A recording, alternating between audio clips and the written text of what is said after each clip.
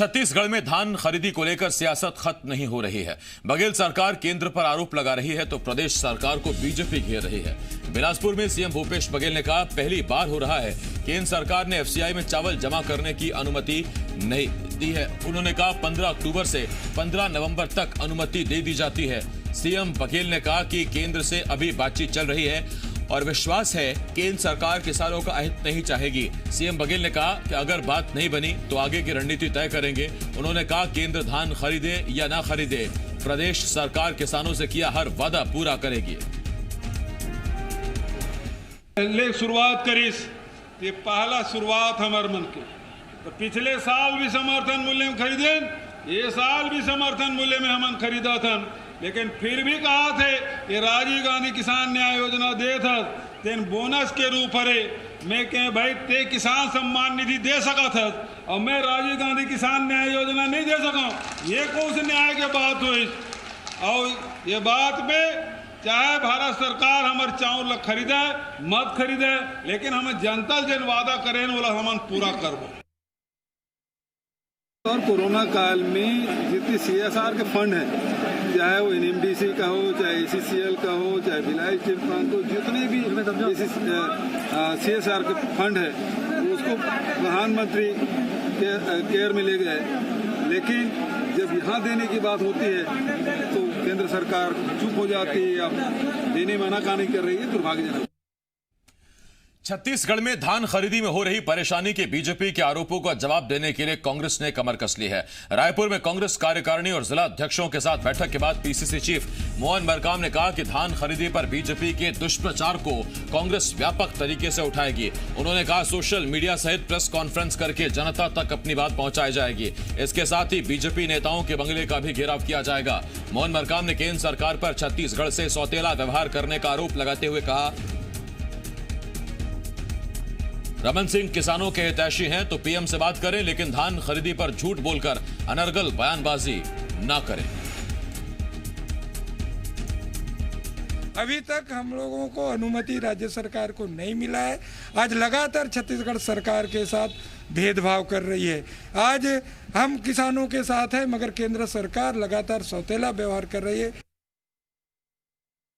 झूठ बोलने की भी एक सीमा होती है, जिस ढंग से अगर सचमुच में माननीय डॉक्टर रमन सिंह गंभीर है, आज केंद्र में भारतीय जनता पार्टी के राष्ट्रीय उपाध्यक्ष है, वो केंद्र सरकार से मोदी जी से क्यों नहीं कहते कि छत्तीसगढ़ के किसानों के हितों की ख्याल किया जाए? आज सिर्फ और सिर्फ इनको राजनीति दिखते हैं। यहाँ के सांसद सिर्फ और सिर्फ राजनीति करते हैं। अगर सचमुच में छत्तीसगढ़ के किसानों के हितैषी हैं तो केंद्र सरकार से मांग करें कि बारदाना से लेकर जो केंद्रीय पुल का चावल है वो खरीदे। सत्यप्रकाश जी मीडिया संवाददाता इस वक्त इस बड़ी खबर पर हमारे साथ जुड़ रहे हैं। सत्य, बड़ा कंफ्यूजन है। बीजेपी राज्य सरकार पर आरोप लगा रही है। राज्य सरकार का कहना है कि हम मजबूर हैं, एफसीआई ने अभी तक चावल नहीं उठाया है, जबकि अभी तक चावल उठा लेना चाहिए था। और वहां फिर से बीजेपी का सरकार पर पलटवार हो रहा है। क्या वजह है? धान खरीदी की स्थिति अगर ठप पड़ रही है तो कौन इसका जिम्मेदार है? देखिए, अब नया सियासी यू टर्न आता हुआ दिख रहा है, क्योंकि लगातार आसिफ हमें देख रहे हैं कि धान खरीदी को लेकर किस तरह से सियासी घमासान भी छिड़ा है और राज्य केंद्र के बीच टकराव भी वाली स्थिति भी कमोबेश दिखाई दे रही है।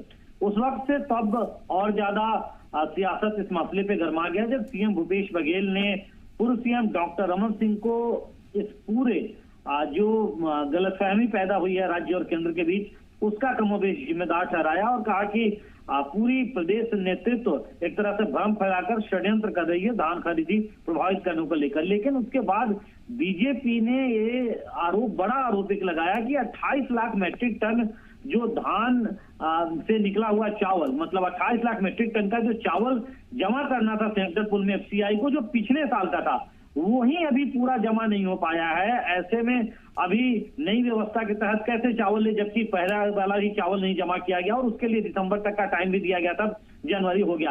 अब एक नई बात सामने निकल के आई है कि 9,000 करोड़ रुपए की राशि केंद्र सरकार ने राज्य को दिया है तमाम व्यवस्थाओं के लिए और उसका कुछ लेखा जोखा केंद्र को नहीं दिया और वो भी डी पुरंदेश्वरी मांगती हुई आज नजर दिखाई दी। लेकिन इस बीच एक बड़ी बैठक कांग्रेस पार्टी ने ली है संगठन स्तर पे और इस बैठक में साफ तौर पे इस बात को लेकर चर्चा रही कि बीजेपी दुष्प्रचार कर रही है इस पूरे मसले को लेकर, सरकार को कहीं ना कहीं इस मसले में घेरने की कोशिश है और सरकार के खिलाफ दुष्प्रचार है, इसलिए बीजेपी के सांसदों का घेराव कांग्रेस पार्टी करेगी। प्रदेश अध्यक्ष मोहन मरकाम ने बैठक के बाद आसिफ ये भी कहा कि न सिर्फ बंगले का घेराव करेगी बल्कि हर जिले में प्रेस कॉन्फ्रेंस भी होगा, सोशल मीडिया के जरिए मुहिम चलाई जाएगी और ये बात लोगों तक, किसानों तक खासतौर से बताने की कोशिश की जाएगी कि देखिए राज्य सरकार तो अपनी तरफ से तमाम कोशिशें कर रहा है, लेकिन धान खरीदी प्रभावित करने की कोशिश केंद्र कर रहा है।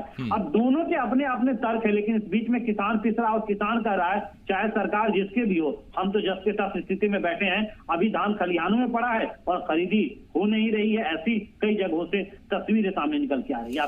बहुत धन्यवाद आपका इस तमाम जानकारी के लिए। सत्य प्रकाश, जी मीडिया संवाददाता, इस वक्त इस बड़ी खबर पर हमारे साथ जुड़े हुए थे।